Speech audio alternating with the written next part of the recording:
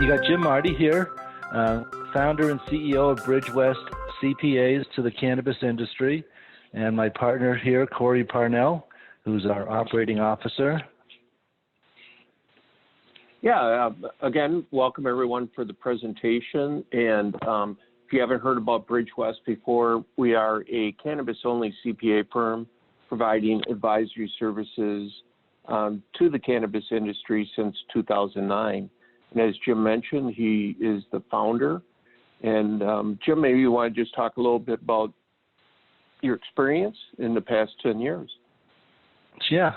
Well, I've been a CPA in Colorado with my own firm starting in 1984. And in 2009, I was one of the very few CPAs in Colorado to accept cannabis clients. I did some due diligence. I went out to California, met some people who are now my good friends, Hank Levy and Henry Wykowski, and they told me, Jim, the IRS wants you to help these people. And that's been my experience. So we've signed hundreds and hundreds of cannabis tax returns, audited financial statements. We've been through about 36 IRS audits, and we learned a lot about IRS Code Section 280E and how to mitigate it, and that's the subject of today's discussion. Next slide, please. So here's what we're going to talk about today. What is the IRS's position on 280E and how did they get there?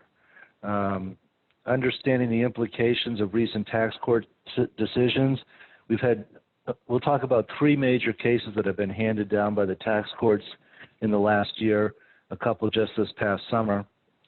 And management companies got tied up in one of these cases that we'll discuss, and the court decisions related to management companies.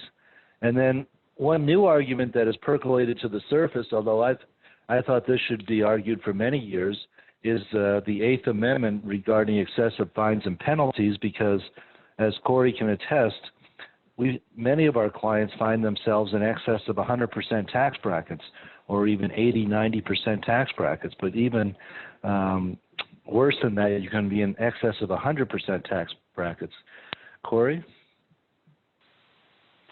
Nope, I think you kind of covered everything that we're going to be reviewing and discussing today, Jim. I don't have anything to add at this time. Maybe you want to talk about the history of 280E? Yes, yeah. We'll talk a little bit about C corporations too, because C corporations now have a nice low tax bracket and some ways to exit without paying taxes. So the tax court in 1981 handed the Edmondson case down and found that he was entitled to his deductions. And personally, I think the tax court got it right. Any business is allowed to deduct their deductions, and Mr. Edmondson was a drug dealer, and he wanted to write off his cell phone and business use of home, and he did, and he won in tax court. A year later, the IRS reversed this with an act of Congress, and that'll be on the next slide, I believe. And here is 280E, just a very few words, but there are some real high points in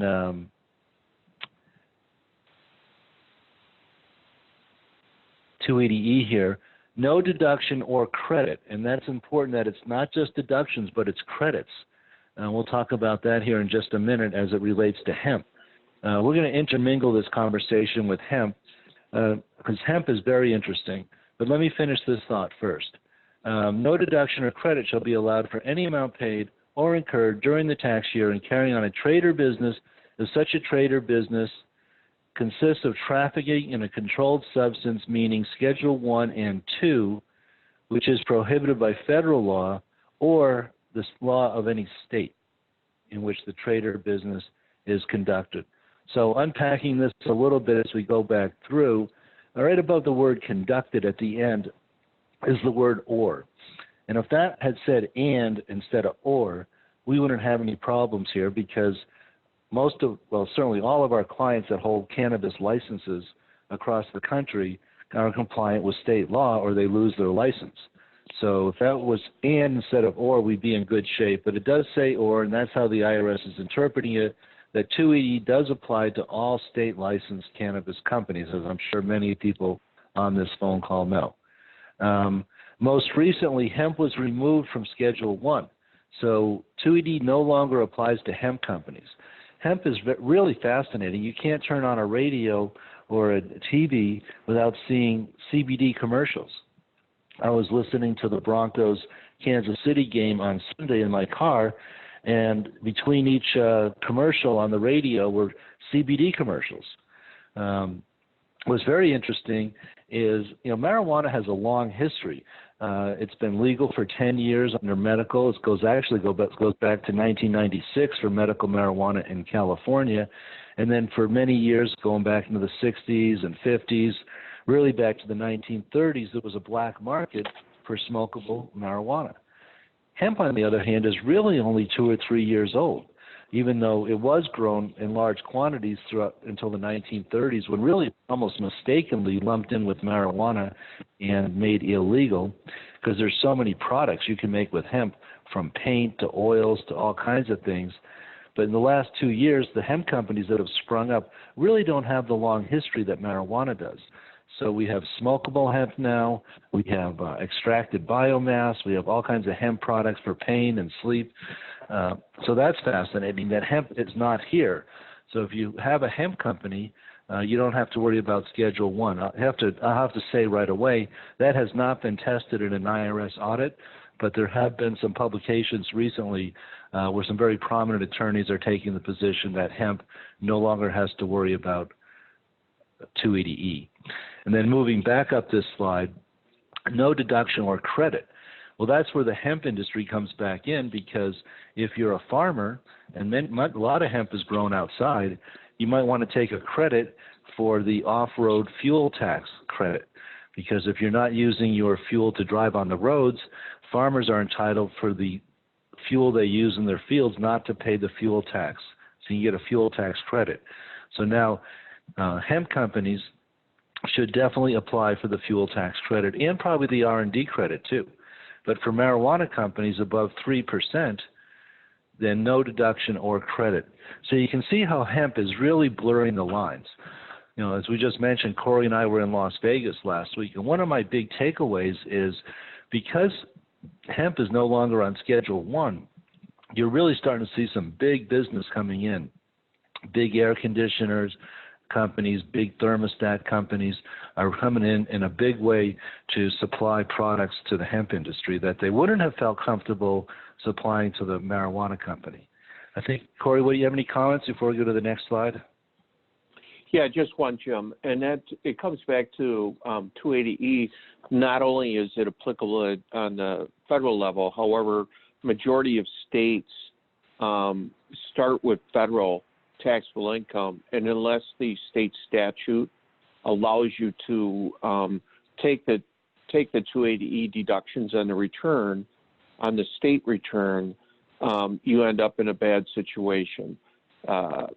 There are some states that I think there's 10 states that do allow, where they modified the state statute to allow you to take the 280E deduction.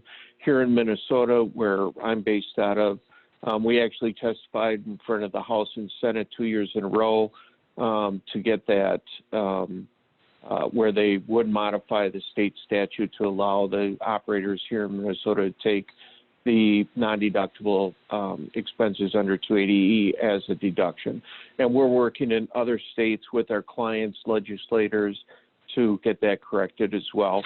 So at that juncture, Jim, maybe we'll go to the next slide with the next case. Yes, because Colorado does allow the deductions. I believe the California rule is that you get your deduction unless you've been convicted of a crime. So there's 2 big cannabis states that do allow the deductions. So the takeaway for the people on this webinar is to be sure to check your state rules and see if you can take deductions that are disallowed at the federal level. Now, the CHAMP case, which stands for Californians Helping to Alleviate Medical Problems, that goes back to 2007, I believe. Very landmark case. Initially, the IRS wanted to deny cost of goods sold as well as other deductions under 280E. The taxpayer, Champ, prevailed in that argument and said, no, our Constitution allows cost of goods sold. Taxable income is defined as sales less cost of goods sold. Unfortunately for the marijuana industry, the current IRS position is that all other deductions outside of cost of goods sold are at the discretion of Congress, and Congress has denied those deductions under 280E. So although we have fought that and fought the good fight early in Colorado here, the IRS has prevailed so far in tax court. The other takeaway from Champ is that you can separate your business. So I just got a note from somebody on California. Let me see if I can find that. California only allows deductions at the state level if the operator is taxed as a corporation. Okay, very good. Thank you for that clarification. And I think also that the taxpayer can't have been convicted of a federal crime to get those deductions was the way I understood it, but it only applies to corporations.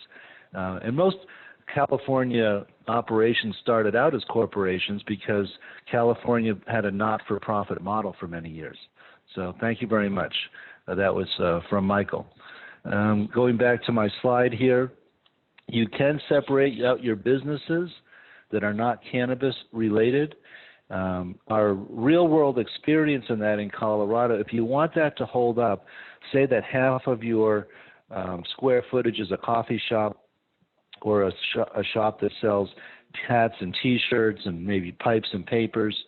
If you want to deduct that square footage of your rent, if you want to deduct that labor, it really should be a separate company because we have lost at the audit level when 98% of the revenue comes from cannabis, 2% comes from hats and T-shirts, and the IRS has said, no, it's so small that we're not going to allow an allocation of 50% of the rent or 50% of the labor. So if you want to deduct your square footage for rent and labor for non-cannabis products, I say separate, separate, separate. Separate cash register, separate company, separate checking account, and separate tax return. Cory, do you have any comments on that? No, again, I think the practical side is, whether it makes sense to try to separate it out. And a lot of times in conversation with the client, it's the non-cannabis sales might be about 3% of overall sales if they're doing, let's just say, 100 to 250,000 or a month in revenue. Yep. So here we go. Now, Harborside finally got handed down late in 2018. We were all waiting anxiously because they had good legal counsel. They were making very good arguments.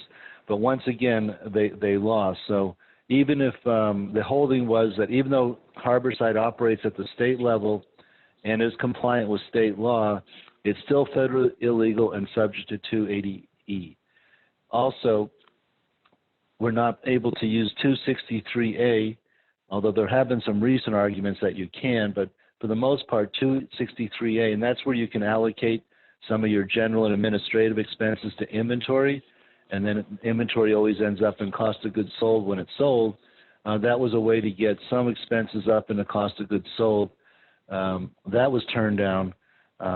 However, the good news for Harborside is, I think it was in the millions of dollars of penalties were waived. The tax court judge waived the penalties. And on the first two issues, I believe those are still under appeal. Cory? Yeah, that's my understanding is that they did go back and they're appealing those first two items. That is correct. All right, so now we're going to talk about management companies. There may be a lot of good reasons to have a management company, but avoiding 280E is not one of them. And this course from this past summer, Alternative Healthcare Advocates was using a management company, the management company charged a fee to the dispensary. The dispensary, when it paid that fee, categorized that expense as a cost of goods sold. And then the management company, of course, would pick that up as income and take all of its legitimate expenses. This was a real disaster for this taxpayer because the IRS not only denied the deduction for the management service fee as part of cost of goods sold, it also applied 280E then to the management company and said that they were close enough to the cannabis company and related enough that they applied 280E to the management company. Another big trap for the unwary, and I get this all the time because cannabis companies have a hard time getting and maintaining checking accounts. And so a lot of times a cannabis company will form their management company so they get a checking account. It doesn't have anything to do with federal law or IRS rules and regulations, but it can really cross you up with your state regulators. And I was involved in a case a number of years ago in Colorado where the cannabis company lost its license because it was depositing marijuana receipts into a management company. And at that time, Colorado did not allow out-of-state ownership, and the management company had out-of-state ownership. And so that cannabis company lost its license because of a management company. So management companies can cause more problems than they can solve.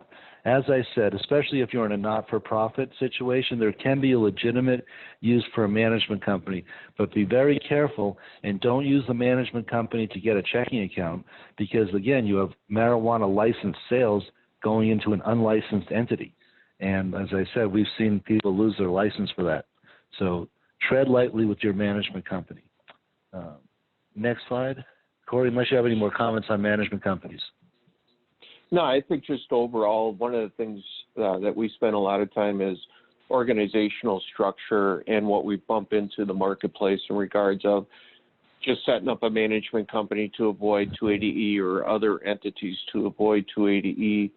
And our approach always has been and will continue to be is to really understand what the strategic reasons a company might have a separate entity or multiple entities. So, for example, we have a client that they do have a management company that provides services to their licensed operations, but they're taking that team and they are going into other states to offer those services as well. So that makes good business logic why you would form another organization because that pool of talent is serving multiple purposes versus just trying to move something out of one licensed operation to a non-licensed operation and then avoiding 280E by moving all your G&A expenses up into the management company. So again, when you're approaching this, always make sure that you have management, ownership, legal, and then accounting to understand the strategic reason you're doing something as well as how does this fit legally and then from a tax perspective. So right. Jim, we'll move on that. We'll move on to the next. Well, one more case on alternative healthcare too is following up what Cory is saying. Yes, it helps a lot if that management company has more clients than one management company. And also, if the management company has the exact same ownership and its only customer is the one dispensary that pays it, that's setting yourself up for the IRS to blow away the management company. So if you are going to have a management company, as Cory just said, try to have more customers than just your one company and try not to have the exact same ownership as the cannabis company. So here's another case. Now this is a interesting case. The Northern Colorado Small Systems, Inc., they made Eighth Amendment arguments we're going to talk about. As I said, I guess I should say right now that the good news is that Bridgewest has many clients who are profitable after 280E. So it can be done. You really have to minimize your costs, and we'll talk about that in a minute. But this case had a dissent, and dissents are very important because what starts out as a dissent in one case, so even though Northern California lost on this, one of the judges said, hey, wait a minute, how can you have taxable income when you had a loss? I actually explained this to a tax court judge one time when I was on the witness stand. on one of the early cases in Colorado, the Feinberg case, which is very easy to find. I believe it's Feinberg, Feinberg. So say you have a loss of $50,000. If you were in any other business, you would not pay any taxes because you had a loss. I think I just saw in the news that several big corporations like Amazon did not pay any federal income taxes. Well, it's because they're able to harvest tax losses, legitimately not pay any income taxes. In the cannabis business, under 280E, if it applies to you, in a year you have a loss of $50,000 and you have to add back, say, $150,000 of non-deductible retail dispensary expenses, now you're going to pay tax on $200,000 in a year where you had a loss.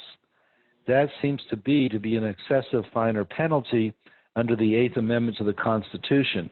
And one of the judges made that argument. A second judge agreed with him, but it wasn't enough to carry the day on this panel of judges in the Northern California case. So that's something to be aware of that I think we'll see, and maybe in the Harborside appeal we'll see this Eighth Amendment arguments percolating to the surface. Cory? Yeah, just kind of moving on then, what does this mean for your cannabis business then? So 280E really prevents you from directly being involved in selling cannabis from receiving the standard deductions that other normal businesses would get. But it does allow the producers, manufacturers, processors, retailers to deduct what cost of goods sold. And so then the question is, well, what is cost of goods sold? Right. And that last bullet point, processors and manufacturers do not have the same headaches under 280E as retailers. I always call them the big three. Retail rent, retail labor, and advertising are not deductible to a retailer. Now, manufacturers and processors, probably 80-90% of their costs relate to producing the product. They have some SG&A, they have some legal and accounting deductions, but their rent and labor is pretty much all deductible because it's going into cost of goods sold as part of the production process. So retailers, it's somewhat counterintuitive, and this is where we consult with our clients pretty much on a daily basis to try to get them to be profitable at the retail level. I say, if you want to be profitable after 280E, you've got to purchase or grow cannabis and sell cannabis, and that's it. No frills, no trips to Vegas, no having your friends and family on the payroll. You have to keep it lean and mean. And you would think, okay, I want to load up my cost of goods sold because that's deductible. Actually, our most profitable clients have a very large gross profit. You have to have enough gross profit margin to pay your taxes on that margin, pay your retail expenses, and still have something left over. So we have a client that does close to $20 million. They have 2 retail shops that they run for about $600,000. So on $20 million of revenue, and they grow, so they get all their grow deductions. And then they have a couple of dispensaries with low rent, and they keep their payroll costs very low. They don't advertise. They sell everything they grow without advertising. And 280 doesn't lay a finger on them. So that is a model that we'd be happy to consult with people, after this phone call on exactly how do you do that, and how do you keep your retail, and what should your profit margin be in order to be profitable. And like I said, it's counterintuitive. People think you load up cost of goods sold when it's the exact opposite. You need to have enough margin to allow you to pay those taxes and your retail expenses and still have money left over. Cory, you want to take this one on the inventory cost of goods sold? But again, the not getting into particular code sections, but really under 471, and as Jim mentioned, really for the cultivators and processors, this is very helpful. If you use GAAP, you can actually include more inventoriable costs. So, and then proper allocation of costs related to inventory should be done by line. And what I mean by that is our particular process that we go through, we look line by line and then say, is this cost related to the production of inventory? And to be honest, a lot of times we find where there's line items that, let's say in a traditional manufacturing client, we wouldn't even bother moving an expense from non-inventory or non-manufacturing costs up into manufacturing costs, because that way it doesn't get absorbed into inventory, but we get it as a period expense. But that is not the case in this industry, is because anything that's not included in inventoriable cost is non-deductible and therefore lost forever. And again, even proper allocation of payroll and related costs, a common thing that we find out, especially as operations are first starting out, are the CEO, the COO, even the CFO, that they're involved in some way in the production of the goods. So looking at the payroll and the related costs of those people and making sure that you're identifying, supporting, documenting, when and if you're audited, that you remember 3 years ago, why did we put Joe 50% of his salary or guaranteed draw as cost of goods sold? And then, again, another payroll software that we will recommend is Work Payroll versus a national payroll company. But they've done their cannabis-only payroll human resource package. But again, what they'll do is your people, your staff or yourself, you guys can actually log in and out of doing work. So, for example, if you're running a retail or dispensary and the person's leaving the sales floor, going in the back room and going to assemble some finished goods, they would actually log out of being sales and into working on finished goods, and that payroll would be deductible. And again, looking at indirect overhead costs allocated to the product, line by line. Insurance. Are there components of insurance that really relate to the production of goods? And a lot of times, again, we're seeing it's below the line, not being included as part of cost of goods sold. Apply Champ in the olive case. That's where Jim was mentioning that if you have non-cannabis piece, to actually break that out, have it as standalone business, and the bottom line is it has to make money. Otherwise, it could fall into what's called a hobby loss. And if I remember, Jim, you have to make profit 2 out of 5 years in order to not be considered a hobby loss. Yeah, I mean, you can argue exceptions to that, but that's the general rule. Correct. So then, again, inventory costing, we see a lot of different methodologies, but again, allocating into the different departments and where that falls, especially if you're vertical. Something not being touched on here is at the retail or dispensary. One thing is looking at your floor plan. And one of the key things that we keep telling our clients, we've got one client out on the East Coast. They do about $1 million, $1.2 million a month out of 1,800 square feet. You don't need 4,000, 6,000 square feet to really operate, because that's a lot of product you have to sell to cover that additional square footage, as well as the additional labor, and then your investment that you put into that retail is significantly higher because it's a bigger footprint. So your ROI just gets crushed by having bigger is not better in this particular case. Yes, you can sell a lot of cannabis out of 1,000 square feet. You know, up in Massachusetts, and we visited some of the dispensaries, we have clients up there, and, you know, it's not uncommon for them to have a line around the block because it's a small dispensary, doesn't have a big waiting room or anything like that. And the patients and customers, they wait for that line around the block to get their cannabis and go home. A couple of comments I have on this. Go ahead, Cory. Oh, I was just going to mention, even with the use of technology, even though they're in a line, and right now the lines are created because of a shortage, but they're buying on the app, so when they're actually walking into the store, especially if they're already educated on the product, they're actually just going in to pick up their purchase. So again, technology really can help with the operations of the retail or dispensary. Yes. So the comments I have on this slide are, as Cory mentioned, line by line, think about every expense, and not only an expense to put into cost of goods sold, but think about every expense. Do you really need it? Can you eliminate it? Buy marijuana and sell marijuana. Keep that in mind. On the labor, packaging is deductible, packaging labor.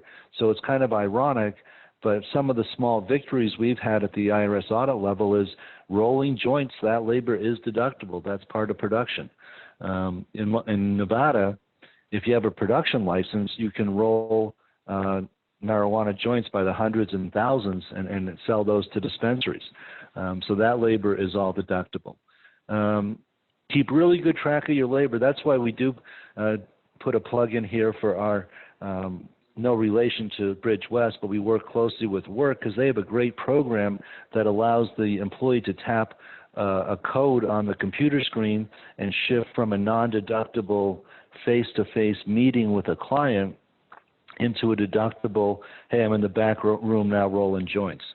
So that keeping really good track of your labor is important.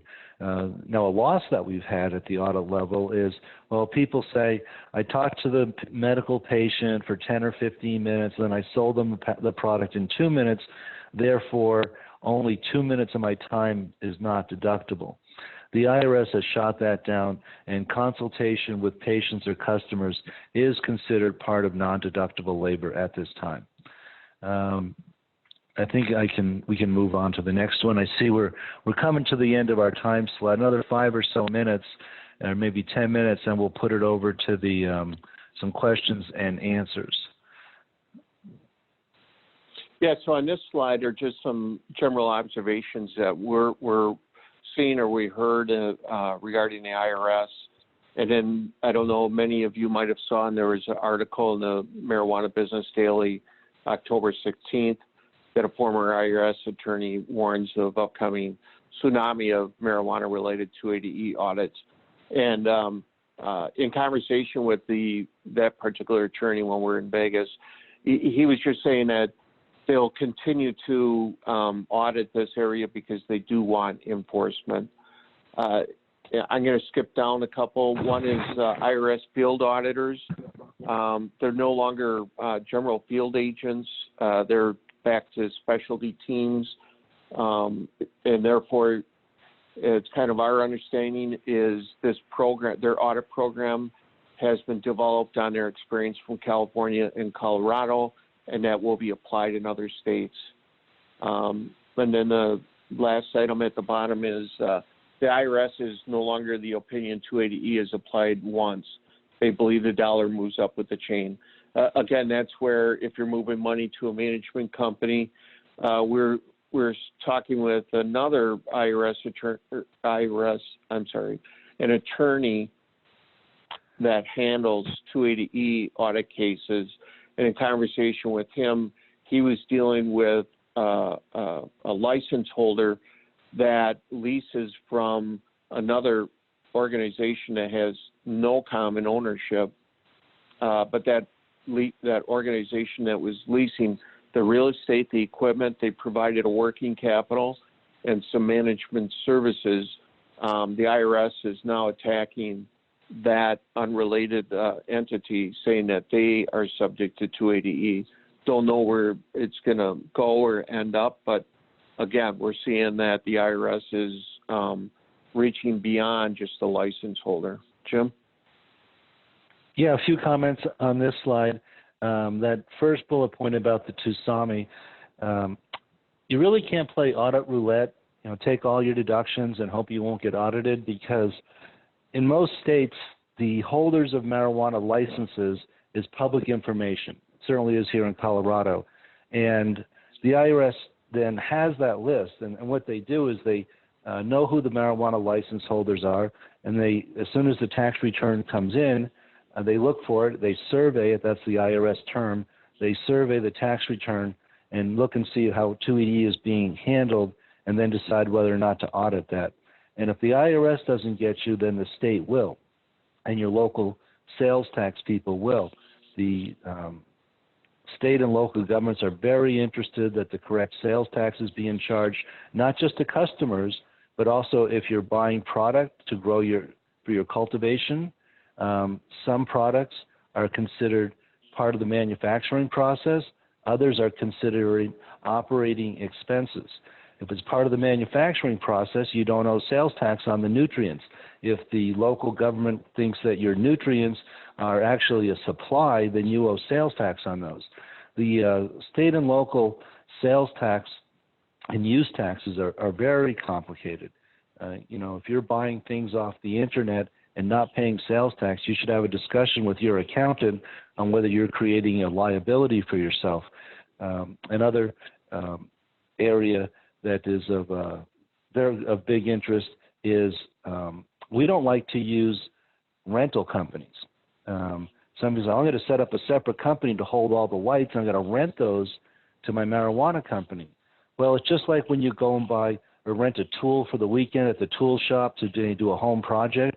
When you rent that jackhammer or whatever you're renting, you pay sales tax on that, right? When you rent a tool for the weekend, same thing with your lights. If they're in a separate company and you're renting them to the operating company that's growing, you might be creating a separate liability for unpaid sales taxes. So we don't really like to use management companies, equipment leasing companies.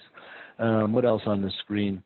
The field auditors are specialists now, and this all started back in Feinberg, where the IRS attorney in Denver wrote a letter to Washington, D.C. and said, hey, what do we do here with marijuana? And they wrote back and they said, because 263A allocating overhead to inventory and cost of goods sold was not around when 280 came into play, you're back under 471. And so IRS Code Section 471 is where we go to see what we can put into cost of goods sold and what we call an inventoriable cost. So those are my comments on this screen. I'm going to try to move things along so we have some time for questions and answers.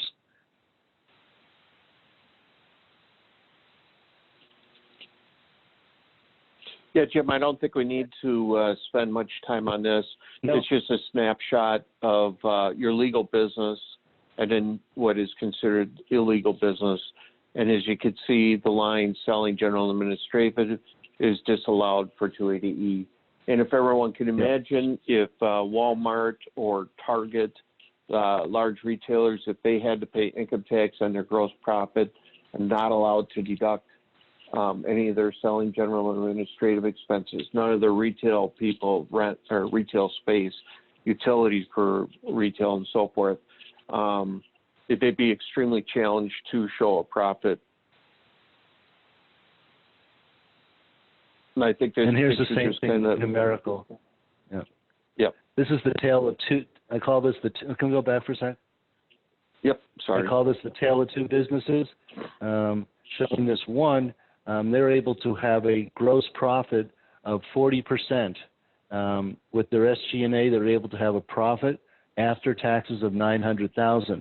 The company on the right, their margin is only 35%. They've got an extra $1 million of overhead, so they're going to have pay tax on the $3.5 million. That's the $1.4 million. So they are actually in excess of 100% tax bracket. Once again, showing the dramatic impact of just a few changes to your overhead and a few changes to your gross profit can have. And this is the kind of consulting that we do here at Bridge West to help people get into that left-hand column and stay out of that right-hand column.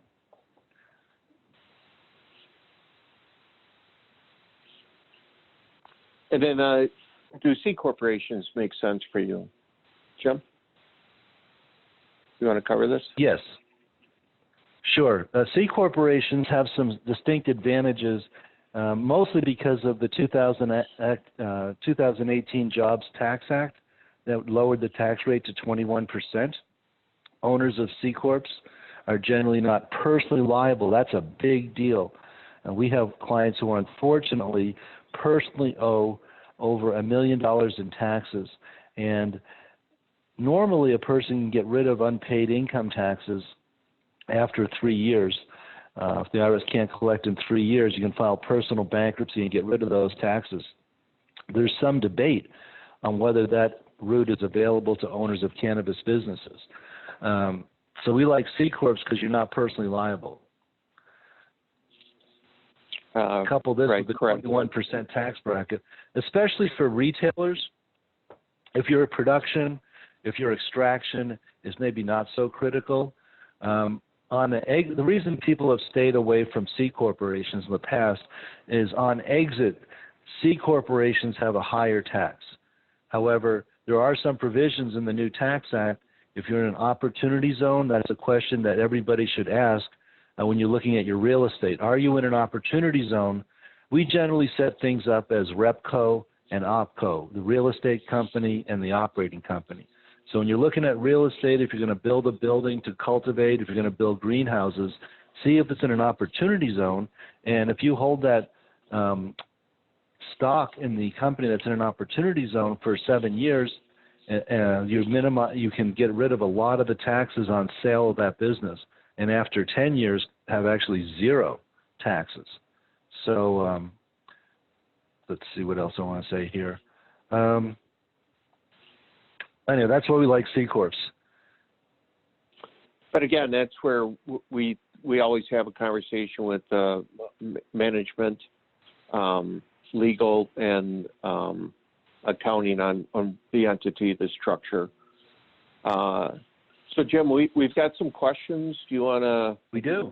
Take the first one from Mike. Yep. The Marshall first one, are you at? Oh, go ahead. Well, the first one I see is that relating back to the state deductions being allowed. 2020 returns flow-throughs no longer have to apply 280E. Marshall says he's from Vincent's in Colorado.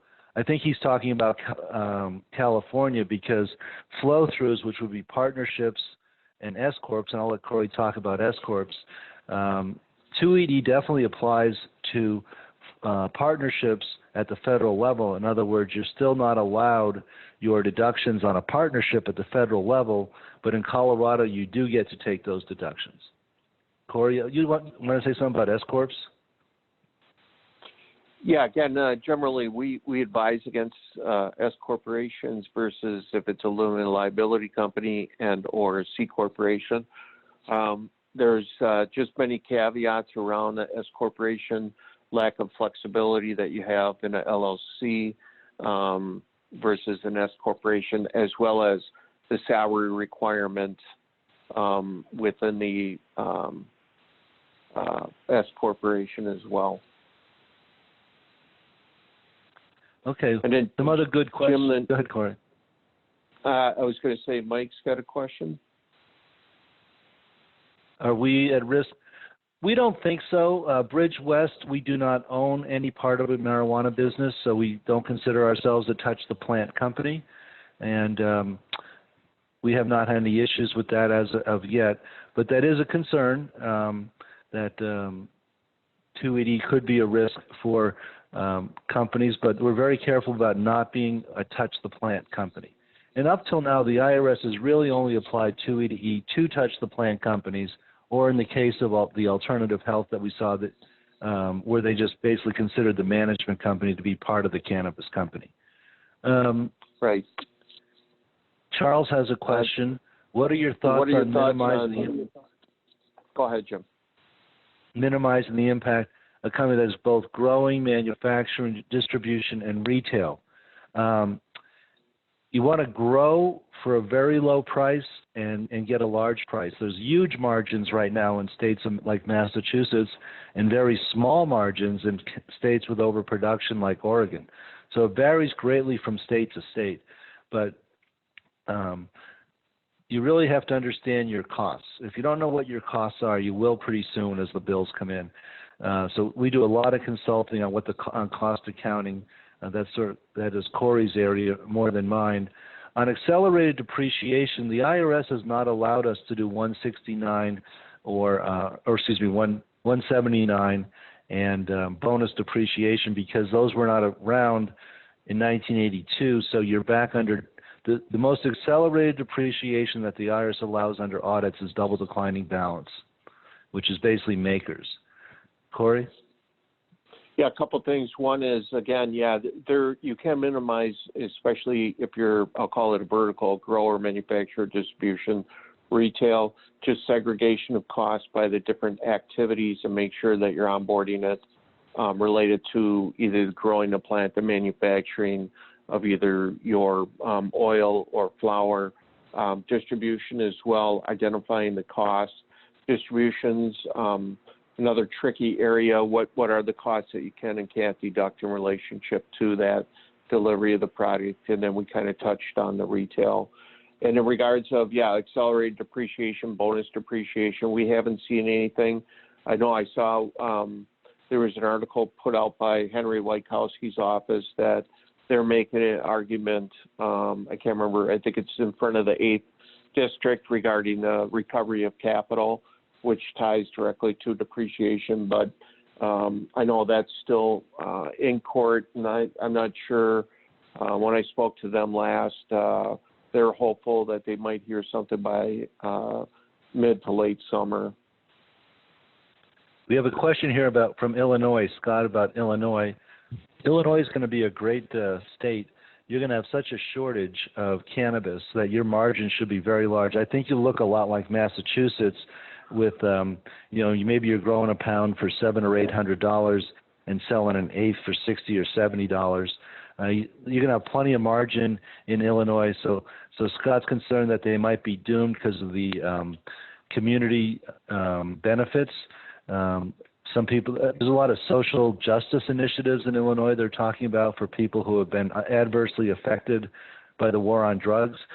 You should have enough margin to be able to cover those, but that's really what to focus on, Scott, is try to grow or purchase your cannabis for a low price, and then make sure you have a good, healthy margin that we'd be happy to consult with you on at another time.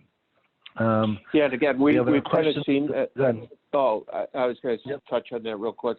The other place we've seen that, again, is in Massachusetts, kind of same thing. They've got their hosting tax. We've seen it where the dispensary or the vertical in this particular case, they committed to buying a fire engine for the community as well as some other ancillary things.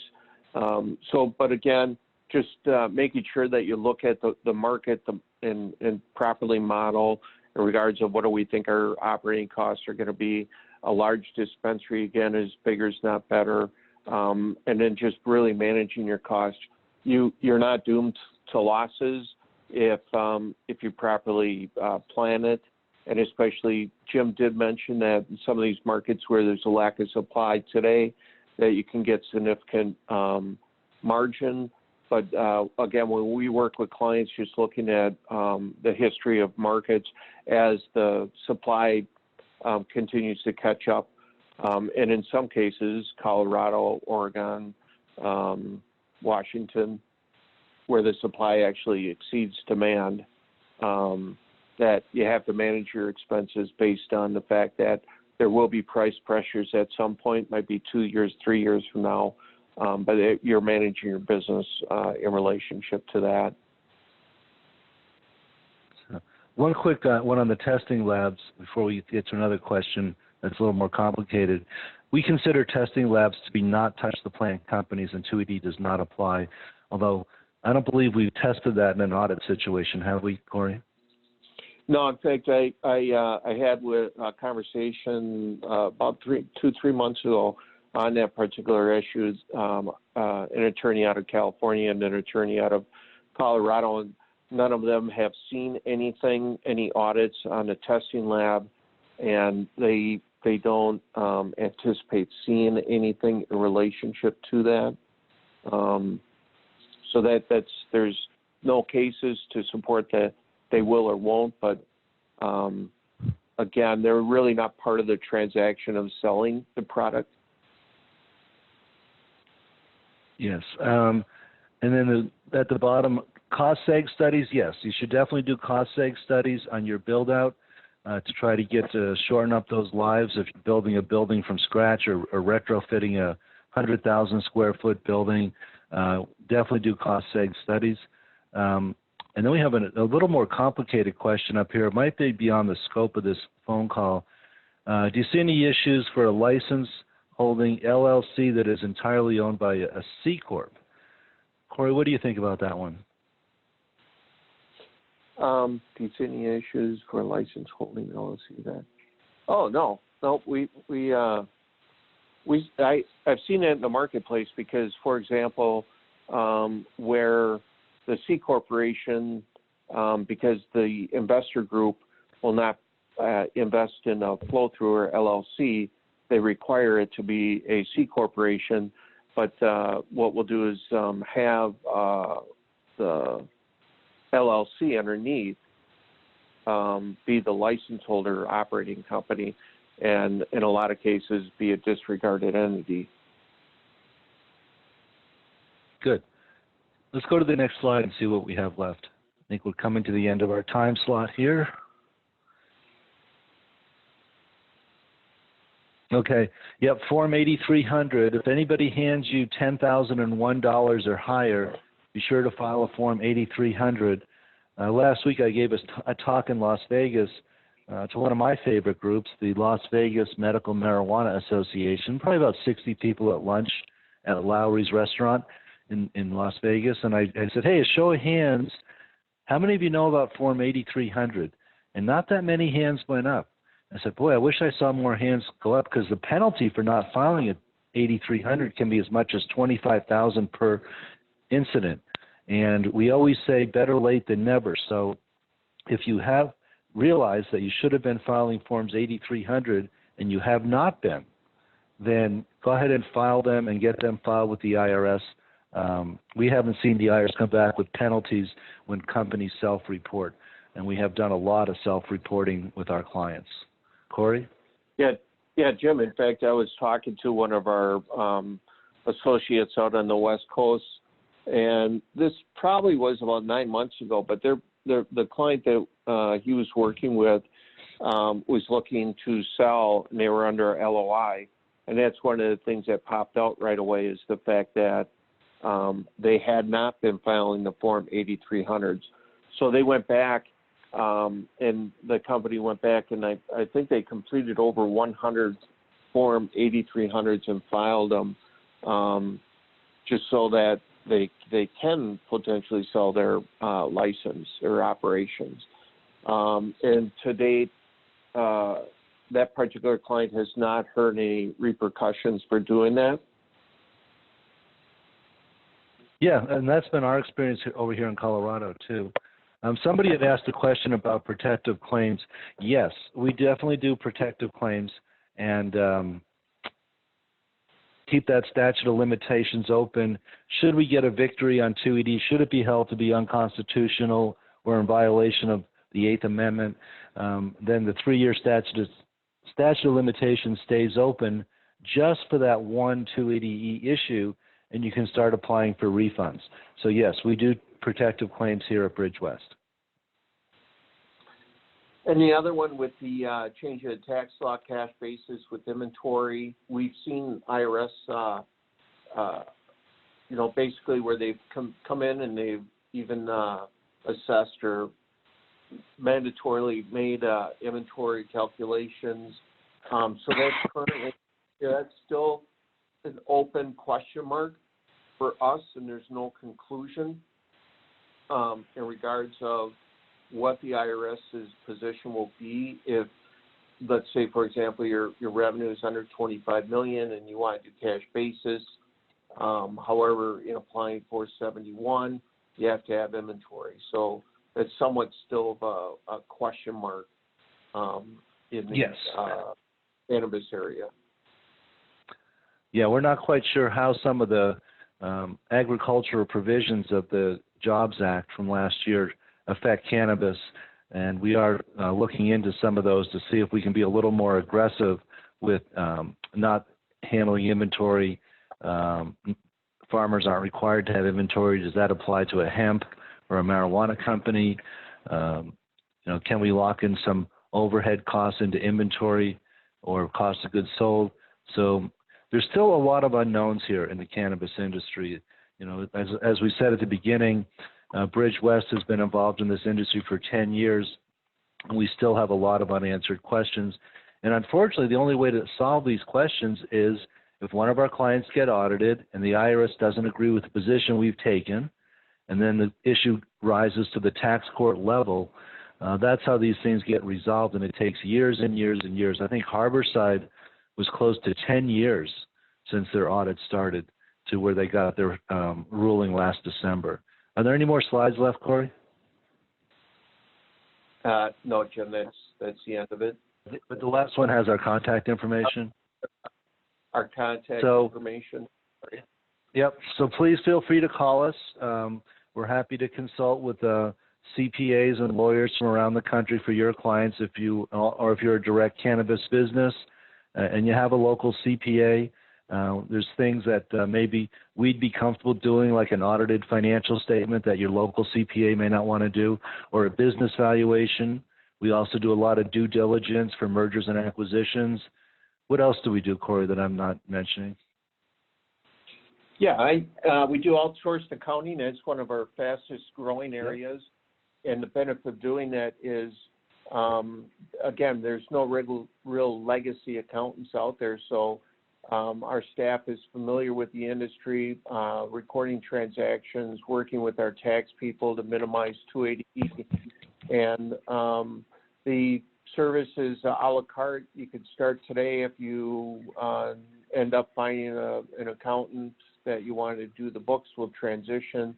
But that's actually an area that it's probably our fastest growing area and provides great service. And it's an a la carte that starts at the lower volume might be $500 a month to our largest client that we do work for is about $7,000 a month. That's a vertical with 4 dispensaries. All right. Well, we're going to close this out. I want to just share one final thought, a takeaway from this webinar, and thank you everybody for attending. The takeaway is that you can be profitable in spite of 280E, but you have to do everything exactly right. So with that in mind, we're going to go ahead and sign off. Thank you, everybody.